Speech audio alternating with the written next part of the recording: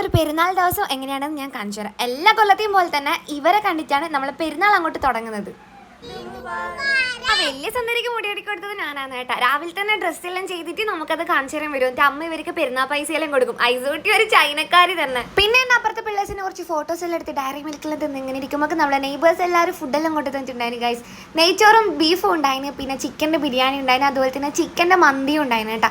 മന്തി എൻ്റെ ഒരു ഫേവറേറ്റ് സാധനം അല്ലാത്തതുകൊണ്ട് ഞാൻ നെയ്ച്ചോറും ബീഫുമാണ് തിന്നത്. നല്ല ടേസ്റ്റ് ഉണ്ടായിന്. അതിന് ബേബീൻ്റെ ഫസ്റ്റത്തെ പെരുന്നാളാണിത്. അപ്പോൾ 2-3 കുപ്പായിലിട്ടിട്ട് ഫോട്ടോസ് എല്ലാം എടുക്കാനുണ്ടായിരുന്നു. അങ്ങനെ കുറേ ക്യൂട്ട് ഫോട്ടോസ് എല്ലാം എടുത്ത് പിന്നെ ജാവിക്ക് മീരിൻ്റെ മണിക്കാർഡ് കിട്ടിയിട്ടുണ്ടായിരുന്നു കേട്ടോ. അതായത് നമ്മൾ പെരുന്നാൾ പൈസ. അപ്പോഴാണ് എന്നോട് സേറിനെ ചോദിച്ചത് നീ മന്തി തിന്നിട്ടില്ലേ, ടേസ്റ്റ് ഇല്ലേന്ന്.